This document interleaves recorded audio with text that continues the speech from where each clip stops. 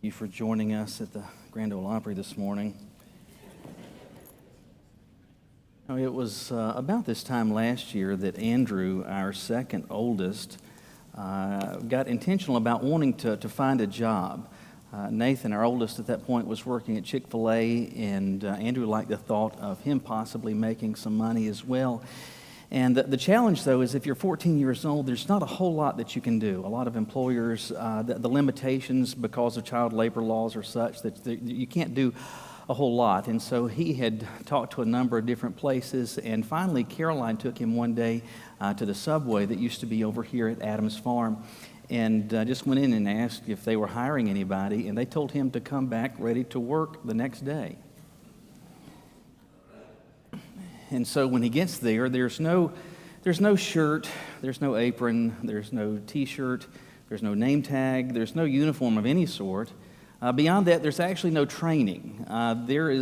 Here's the line where sandwiches are made. There is the stuff that goes on sandwiches, and when people tell you what they want, you just put that together.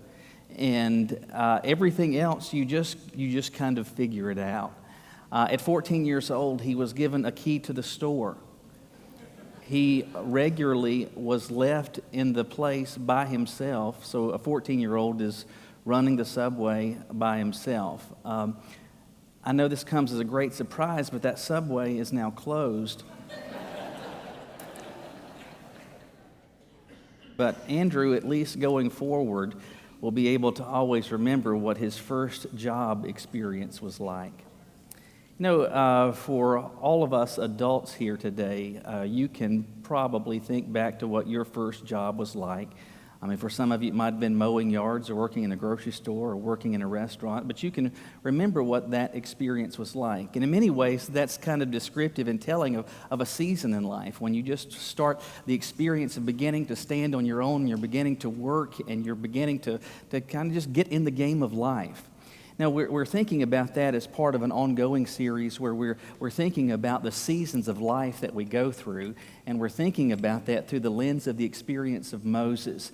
And we're looking at a number of places in Exodus as Moses is going through not just the seasons of life, but he's growing through them. And that's the truth, that God wants us as his followers not simply to be aging and going through the seasons of life, but he wants us to grow through them. And so today we want to think about what it was like when Moses got his first job from God, when he is at this point in life where God issues to him an invitation to actually get in the game.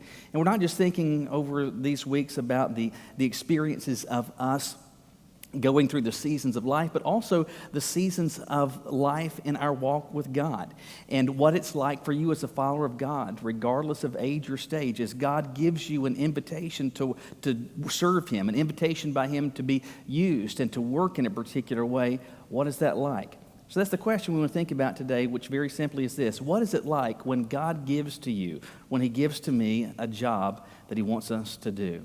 We see the answer to that question today in both the third and fourth chapter of Exodus. If you would look with me in your Bibles, starting this morning with verse 9, Exodus chapter 3, starting with verse 9. We're obviously, and we're going to get the context here in just a moment, we're picking this up midstream, but we have the words of God here to Moses where he says that because the Israelites' cry for help has come to me, and I have also seen the way the Egyptians are oppressing them, therefore go, I am sending you to Pharaoh that you may lead my people, the Israelites, out of Egypt. But Moses asked God, who am I that I should go to Pharaoh and that I should bring the Israelites out of Egypt? And God said, I will certainly be with you, and this will be a sign to you that I am the one who sent you.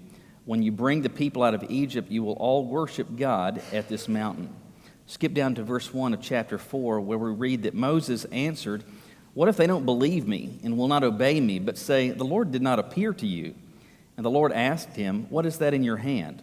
A staff, he replied. Well, throw it on the ground, he said. So Moses threw it on the ground. It became a snake, and he ran from it. The Lord told Moses, stretch out your hand and grab it by the tail. So he stretched out his hand and caught it, and it became a staff in his hand. This will take place, and continued, so that they will believe that the Lord, the God of their fathers, the God of Abraham, the God of Isaac, and the God of Jacob, has appeared to you. As I said, we're getting just a snippet of the story here, but this helps us as we begin to dig in to see how it answers the question very simply as, what's it like when God gives to me, when He gives to you an invitation to serve Him, when God gives to you a job offer? What is that experience like? Well, I think one of the things that we first see in the experience of Moses is this, that God's job offers are completely thought through. They are completely thought through. When last we left Moses, he was walking, he was going through, he was in Midian.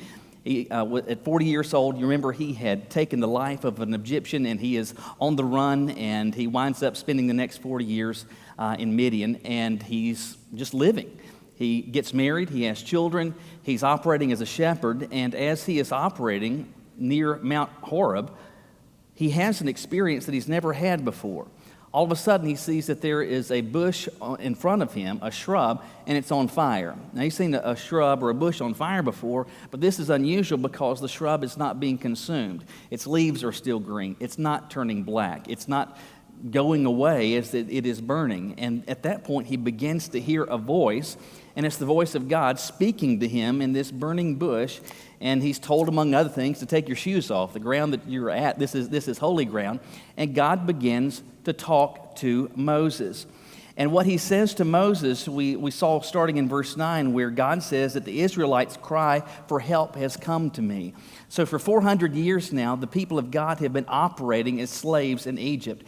And as they have increased in number, they are increasingly a concern for the new Pharaoh or the successive Pharaohs. And because of that, they begin to make life more difficult on them. They turn them into slaves. They make their work exceptionally difficult. They are baking bricks and laying bricks and becoming just the labor force for the nation of Egypt. Needless to say, they don't like this, and they're calling out to God, will you please do something? Is there some way, somehow we can get out of this? Can we be our own people and our own nation, have our own homes, our own land? And so they're praying to God, and God hears and knows the desire of their heart. And we're told in verse 9, he says, their cry for help has come to me, and I have also seen, God says, how the Egyptians are treating my people. And so he says to Moses, here's the invitation in verse 10, I am sending you to Pharaoh so that you may lead my people, the Israelites, out of Egypt. That's the job offer. That's what he's tasking him with. I want you to be the one that's going to lead my people out of slavery in Egypt. And he goes on to say that I'm going to be leading them through you to what we know as the Promised Land. Now, what is interesting, though, in terms of context that we ought to pay attention to is this. Moses was 40 years old, we believe, when he killed the Egyptian, and wound up for the next 40 years hanging out in Midian. At this point, he is 80 years old. Now, he's going to live for another 40 years. Moses lives to be 120, but at 80 years old, he is no spring chicken. And this is an encouragement, I think, to us, that at 80 years old, God is giving him something to do. This tells us very simply, in terms of application, that God's not afraid of your age. He's not. He doesn't think that you're too old for him to use. He doesn't think that you're too young for him to use. You remember, it was an early teen that God used, Mary, to give birth to Jesus. You remember when God raised up David, not just to be the king, but you remember when he fought Goliath, when David first goes to Saul, Saul tries to put his armor on him to protect him, and David is so small, he's so diminutive, that the armor, it's like you when you were a kid trying to put your dad's shoes on. He is so young, but God wanted to use him to slay this giant. And here we have Moses at 80 years old, and this seems to be the first time that God is intentional in seeking to put Moses into the game, that he has real and significant plans. And the plans that he has for him are truly significant. But think about the job that Moses is given. He is to go to the Pharaoh and to demand the release of God's people. Now, the Pharaoh is the dominant world leader at this point. So you go to the most powerful person on earth at this point and demand that they release their slave labor. Now, these successive generations of Egyptians and Pharaohs have become quite accustomed and quite fond of having these Hebrews around because they're getting all kinds of stuff done. All sorts of work is being accomplished. So many things are getting built, and they're not having to do it. They're just tasking these Hebrews with it. So how well do you think the Pharaoh is going to respond to this news that, hey, God has appeared to me and he wants you to let his people go? Think he's going to do that? No. Besides that, God is tasking him not just with demanding their release and seeking to get them out of Egypt, but he wants them to operate as their leader, the one that's going to guide them to the promised land that God is going to speak through. And at this point, Moses' leadership experience consists of leading sheep. And so now he's tasked with leading not just a few people, but gobs of people. How many people? We don't know, but we do know this. It is so many. There are so many Hebrews that the Egyptians are concerned that the Hebrews might overtake them. They are that numerous. And God is telling Moses, hey, you're the one that I want to do this. You're the one that I'm tasking with leading this. You're the one that I want to go to have this conversation with Pharaoh. And so Moses understands that he is to go and tell the Pharaoh that God has said, you are to release these people. That leads us to verse 1 of chapter 4, where Moses says to God, he says, what if they don't believe me? And they're not going to obey me, but say, well, the Lord didn't appear to you. I mean, who do you think you are? So God just speaks to you, and we're supposed to listen to whatever you say and just tell everybody to go, stamp their card, give them a hall pass, and say you can head out of Egypt? Is that what we should do? What if they don't listen to me and they say that God did not appear? At that point, God, and we didn't read all of this, but God gives him a series of tasks to perform. The first thing he says is to take the staff that you're holding in your hand, he says, throw it to the ground. And when he throws it to the ground, we're told that immediately it became a snake. This is a little small instance, I think, of comedy here in verse 3. Moses throws it on the ground, it became a snake, and what? He ran from it. Understandably. And then God says, hey, grab the snake by the tail. At this point, Moses would have said, excuse me? But Moses does this. He grabs this snake by the tail, and it becomes a staff again. In the verses that follow, he tells him to take his hand and to put it in his cloak. He does, and then he says, pull your hand out, and it is white with what appears to be leprosy. He says to stick your hand back in your cloak, and it's whole again. Then he tells him, if they won't listen at this point, I want you to take water from the Nile, just regular Nile River water, and pour it on the ground, and it's going to become blood. So all of these statements come from God in response to Moses' question back in verse 1, hey, what if they don't believe me?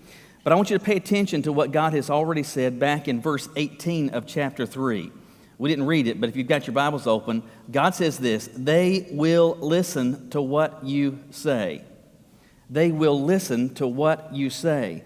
And he goes on to say, listen, Pharaoh is not going to he's not going to be granting out of the gate permission for all of this, but I'm going to strike Egypt in such a way with miracles that he is going to allow you to bring all of my people out of Egypt.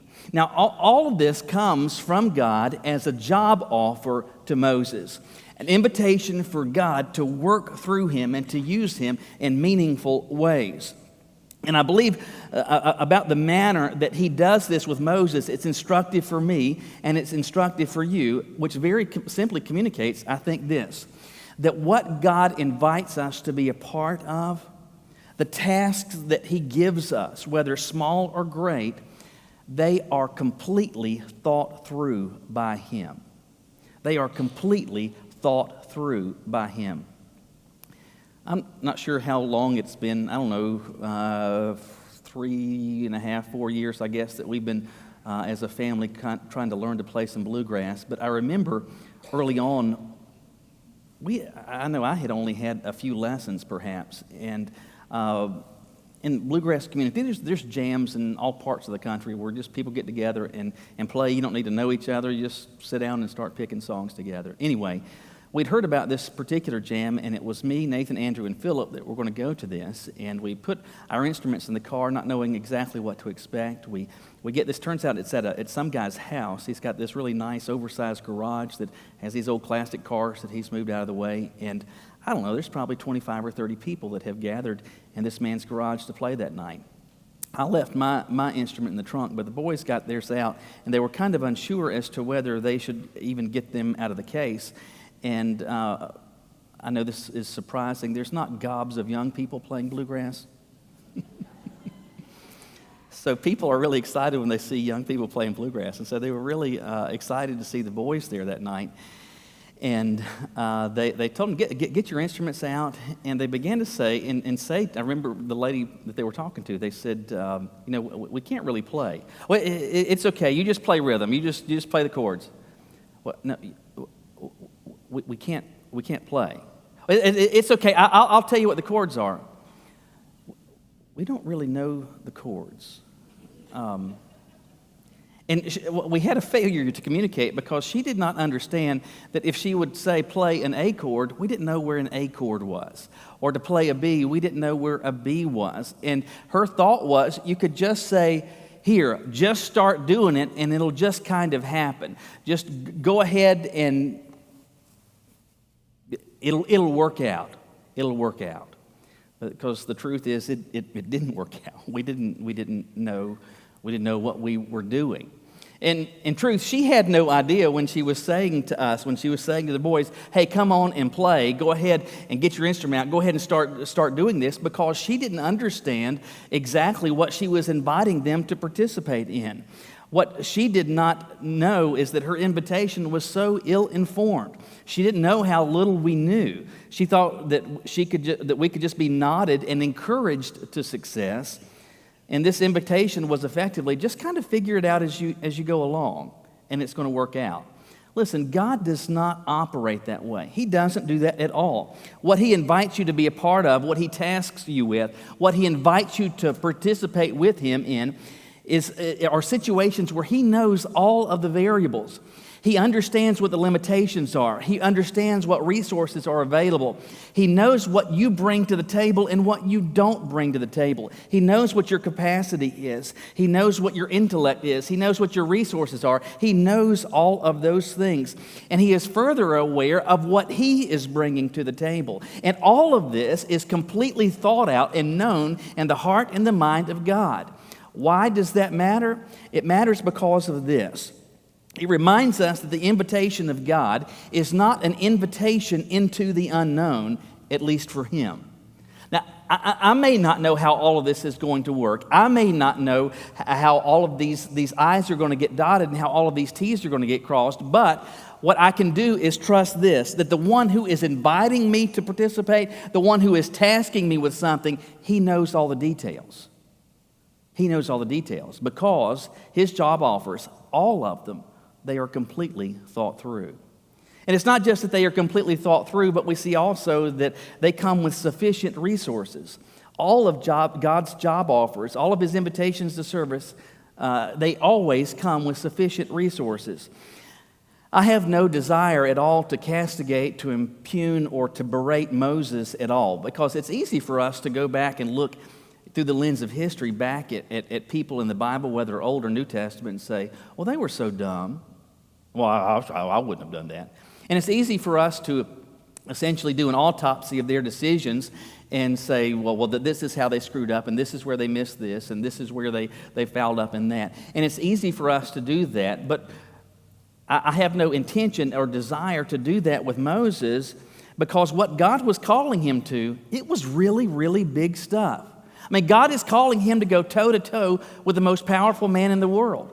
He's calling him to go toe-to-toe and demand the release of his free labor force. He's not going to be inclined to want to do something like that. And the prospect of all of this that God was tasking him with was, to say the least, it would have been intimidating. And so God performs what can only be described as miracles. Absolutely miraculous. This experience of saying, throw down the rod, the staff, and it becomes a snake. And then touch the snake, it becomes a staff again. To put your hand in the cloak, and then it comes out leprous. Put it back in, it comes out well. Take water from the Nile and pour it on the ground, and it can become blood. In all of these things, God was demonstrating His power. God was demonstrating His ability. He was demonstrating His ability to take a piece of cut wood and make a living snake out of it. With the diseased hand, he was demonstrating his power over our physical bodies and our health and well-being. And with water being turned into blood was demonstrating his power over the natural order itself. And in verse 10, after all of this, Moses, he says, okay, I'm with you, right? No, he says, please, Lord, I have never been eloquent, either in the past or recently, or since you have been speaking to your servant, because my mouth and my tongue are sluggish. Now, what exactly does that mean? Well, it could have meant that he had some sort of speech impediment. Maybe Moses was a stutterer. He was the Mel Tillis of his day. But I think more than likely, when he says, my mouth and my tongue are sluggish, he's conveying a couple of things. One, that he has difficulty just being able to think on his feet and to be able to stand in front of somebody and to be able to easily or effectively communicate. Besides that, maybe he did have some actual speech impediment, something that made it difficult for him, at least from his perspective, to be able to be a mouthpiece. And that's what God is calling him to. And so God responds in verse 11. He says, who placed a mouth on humans? I mean, do you not realize that the fact that you have a mouth and that you can speak, that there's a tongue in your mouth that's able to be directed and can be trained and can work with the various components of your mouth to form words? Who do you think made that possible? And he says, who makes a person mute or deaf, seeing or blind? Is it not I, the Lord? Now go, I will help you speak, and I will teach you what to say. And Moses says, Lord, please, please, Moses, Lord, send somebody else. Send somebody else. I just can't do this. And at that point, God says to him, listen, what I'm going to do is this. I'm going to task your brother Aaron to go with you. And you're going to be the one that's going to tell Aaron what to say, and he will be the one to actually voice this. Throughout all of this episode, what you are seeing very simply is this: that every resource that Moses needs to accomplish the work that God is giving to him, every aspect of this job opportunity is not simply thought through, but it is more than adequately equipped. The work that he called him to, God demonstrated his power that he can form a mouth. He can give you the ability to speak. He has power over the natural order. He has power over that which is living and that which is inanimate. He has power over all of these things, and so because of that, he's tasking you with that which he has the capacity to empower you to meaningfully accomplish. I'm not suggesting whatsoever that God is going to raise you up as someone that is going to go toe-to-toe with a world leader. I'm not suggesting that the work that God's going to call you to may involve leading millions of people. It could be something more simple. Perhaps it is beginning a conversation about him with someone in the break room tomorrow at lunch. Maybe it is that there's an opportunity to lead a discipleship group, maybe to become a Sunday school teacher. Maybe it's to serve in some other capacity, representing him away from this place. All I know is this: whatever it is that God calls you to, whatever work it is that he tasks you with, that invitation comes with resources sufficient to accomplish it. At this point, Moses heads off to work. And the question, though, we need to ask ourselves is why? Why, at this point, finally, does he head off to work? And it's not just because he has been invited, but because also that God has communicated to him in such a way that he has full confidence that whatever is required to accomplish this task, well, God is good for it. God's good for it, and he can take care of this. When I was a kid, we would go to the beach at least once, and typically multiple times a year. My mom, her aunt and uncle, they had a fine home in Charlotte, and then they had a beach house down in North Myrtle Beach. And we would go with them, we would go with my grandparents, and so we would stay down there. And my mom's aunt and uncle, their names were Catherine and Chick. Charles was his real name, but went by Chick. Anyway, I had a good relationship with Chick, though, and one day we were down there, and he asked me about if I'd like to make a little bit of extra money. And I think he was offering me, I believe, a whole $1. And the house, it was painted brick, and you've got whatever that centipede, I guess, down at the beach. And so grass you can't get completely up against the house with a mower, and so you had grass that was growing right up against the brick of the house. And especially with it being painted white, you could see that. And so what Chick wanted was that grass around the perimeter of the house to be cut. Hey, Michael, would you do this? You could make some money. I'll give you $1 if you cut this grass around there. Well, sure, I can do that. I mean, I cut grass at home, and I can use all that stuff at home. And so, yeah, I'm excited. I'm going to make $1. What might I be able to do with this whole $1?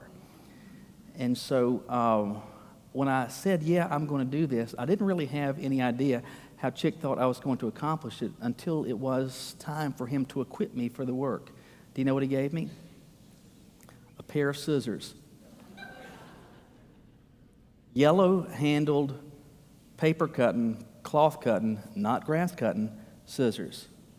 And so for the next, I don't know how long, I'm out there crawling around on the ground with scissors, trimming around the house until my hands are covered with blisters, because the work that I was tasked with, what I was invited to do, candidly, I was ill-equipped to accomplish. I was not sufficiently resourced to actually do. What I needed was a weed eater. Instead, I got some scissors. Listen, I'm just telling you that God is not going to do that. He's not going to say, okay, here, I've got something for you, and just, here, have a pair of scissors. What God has in mind for you, He has completely thought through. He knows all the variables. He understands the limitations. He knows what you bring to the table, and He knows what you don't. And because of that, He knows the resources that He needs to make available to you so that you have everything that you need to be able to accomplish the work that He's called you to. When I was in college, there was a friend of mine, his name was Phil, and he had already served in the Marine Corps, and after getting out of the Marines, went to Gardner-Webb, and he had kind of an interesting story. Now, we'd ask some of the places where he was stationed, and it turns out for a while he was stationed at Camp David, which is the presidential retreat in Maryland that, regularly presidents, I think since going back to Eisenhower, have been regularly going to. They'll lots of times spend the weekend there. But Phil was stationed at Camp David, and it was really cool. He had pictures of him playing volleyball with George H.W. Bush and Bill Clinton. It was crazy. And anyway, so we're asking stuff about this because you never see pictures even to speak of much of Camp David. And so we're asking him a little bit. And Phil's not being very forthcoming. And I remember my question to him was this. I said, how many Marines are stationed at Camp David? He would never respond to me. I said, Phil, how many Marines are stationed at Camp David? And finally he said this, enough. How many Marines are stationed at Camp David? Enough. What resources is God going to bring to the table to accomplish the work that He has for you? Enough. Enough. Are you going to know all the details? Are you going to have an inventory of the quantity count and how all of this is going to... No, you're not. No, you're not. But what you can take confidence in, very simply, is this, that He has thought through every aspect of this. And He's not asking you to just wing it and to figure it out. He's already got it figured out, and that's why He's decided that you are the person for this specific task, a specific task that He is going to bring to bear all the resources necessary to sufficiently accomplish it. So where does that leave us? It leaves us with this thought, that God can use me, that God wants to use me, God invites me to be used by Him, and He's looking for my response. The reality is, regardless of your age, regardless of your stage, where you are in your walk with God, He has a desire to use you. His plan is thought through, and He's bringing everything to the table necessary to accomplish it, whether big or small. So what's your response going to be? Will you bow your heads with me?